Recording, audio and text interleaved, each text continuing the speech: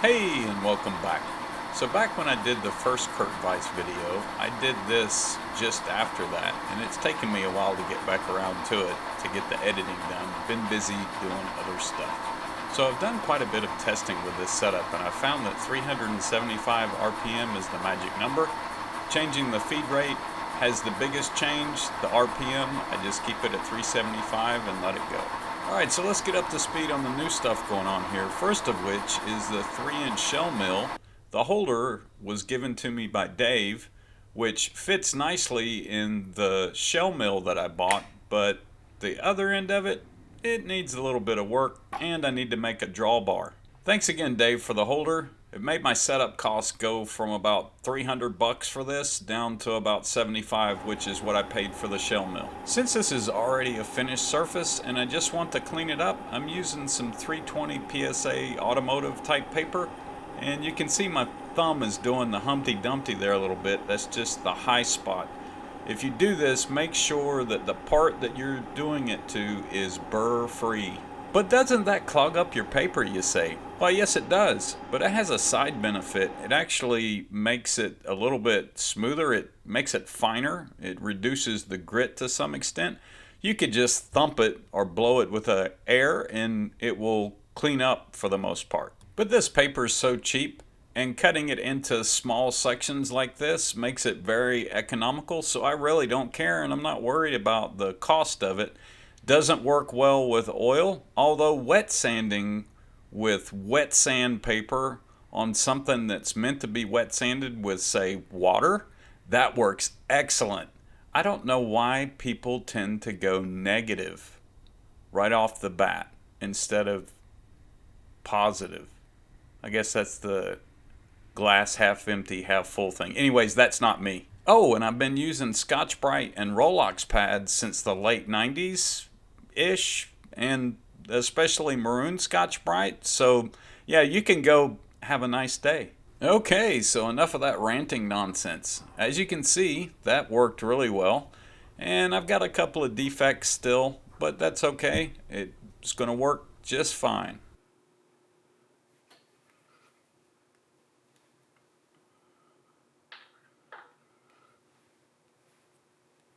Not perfect, but I'll take it. And just for comparison, here's my ER40 that I've never done anything to, and I've been using that for a while. Works just fine. Not to mention the inside of my spindle, well, it's not that smooth either.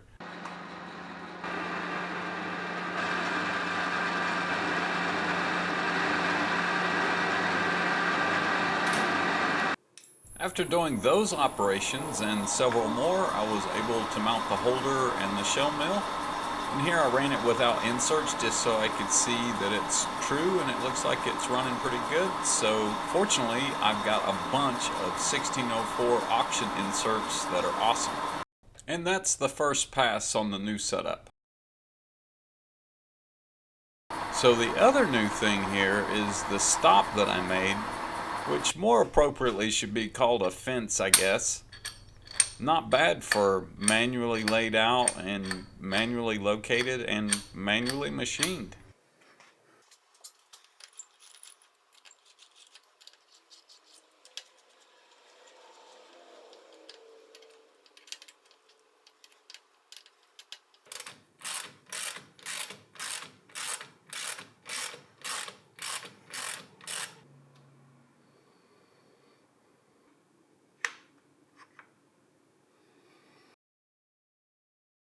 Alright, now that we're all up to speed, back to where the video started at. The part that I'm making now is the center jaw for this vise, which I told you previously in the other video that I don't really have a use for, but I figure, hey, I might as well go ahead and make it and have it available to use.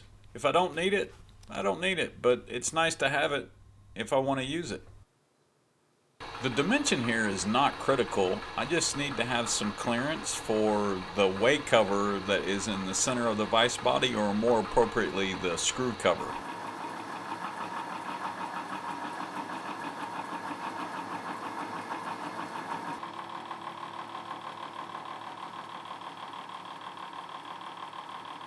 Sorry about the exhaust fan noise, and I've skipped ahead here a bit to making the counterbores to mount it to the vise body.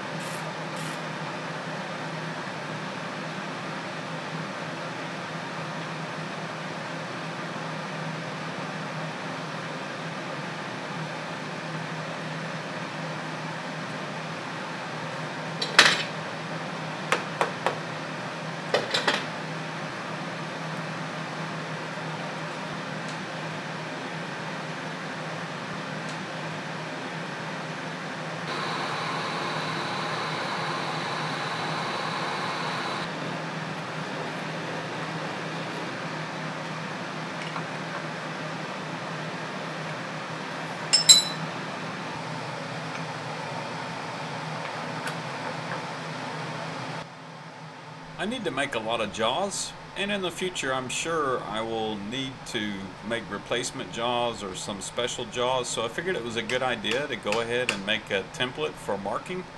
Just makes life easier, and here's a few shots of making that.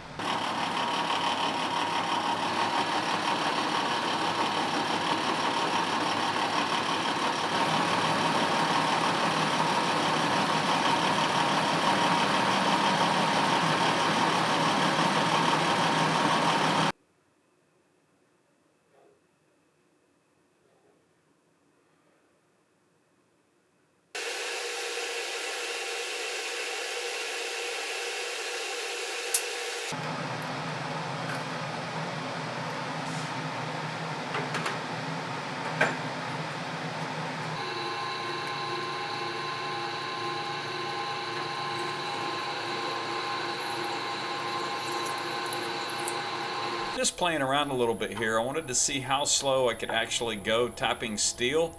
Usually I'm working in aluminum, not really a challenge to do that in aluminum, but I was able to get down to about 15 hertz without stalling the tap out, so it just kept right on chugging.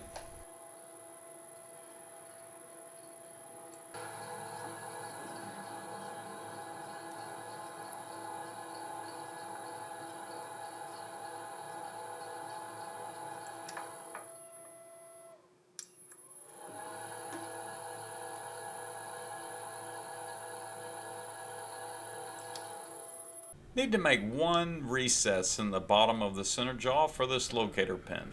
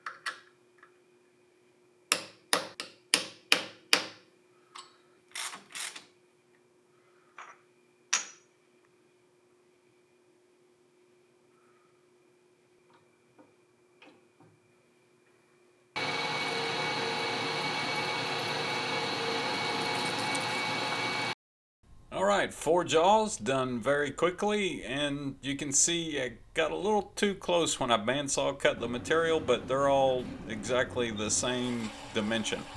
Also need to trim up some bolts to mount them into the center jaw, as they are shorter than the other Kurt jaws.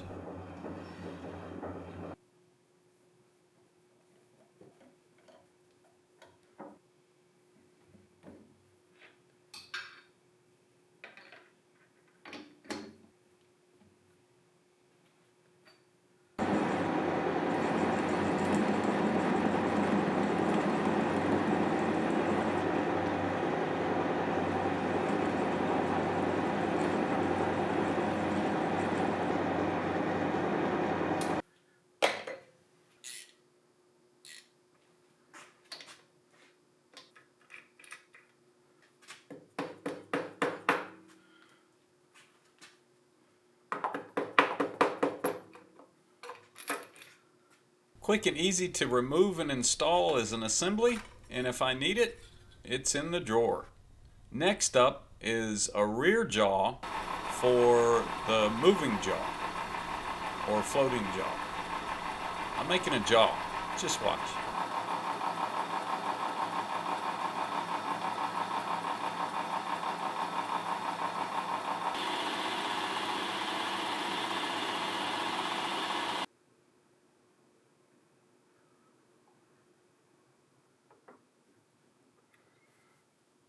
Just wanted to give you an idea of how I'm using that fence. So I'm trying to make sure I'm registered against the fixed jaw to the left, and I'm pulling back towards me to register it against those blocks which I've made. And the critical thing here is that the piece there closest to me is exactly the same length as the part that you're cutting, or you need to use a machinist jack in order to accomplish that, which you've seen, I'm sure, in some other shots, but it needs to be exactly the same so that the moving jaw doesn't try to rack on you and cause the part to cock or become unstable.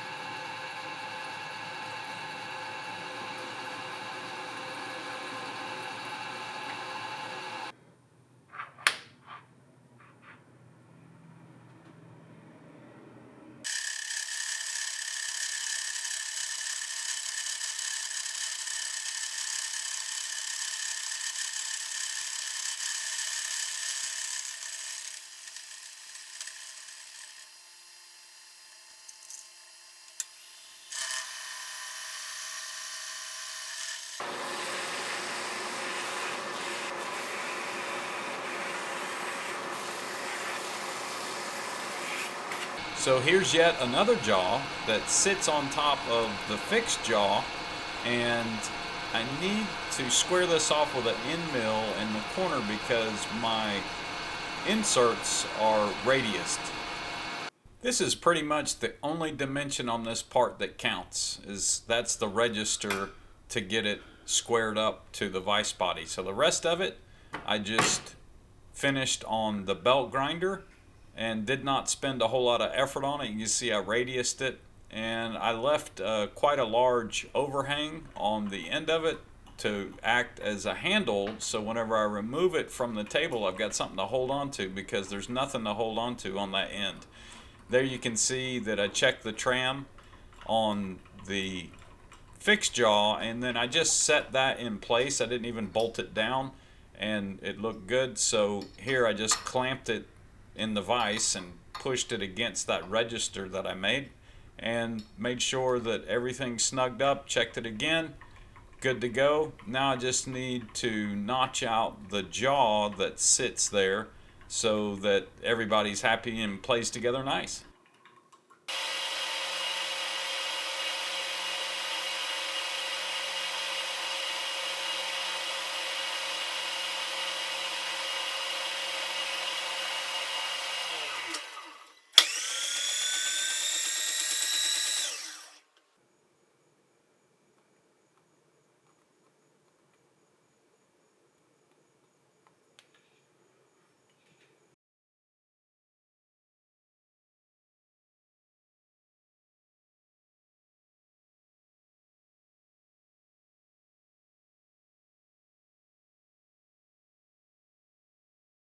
Now I've got 12 inches of capacity there. Super awesome. And there's the handle. If I unbolt it from the table, you can see how I can pick it up very easily like that. It's not going to wind up on my toe. And there's a big piece of aluminum right there. 50 thousandths depth of cut. I don't think I could get away with that otherwise. Hey, thanks for watching.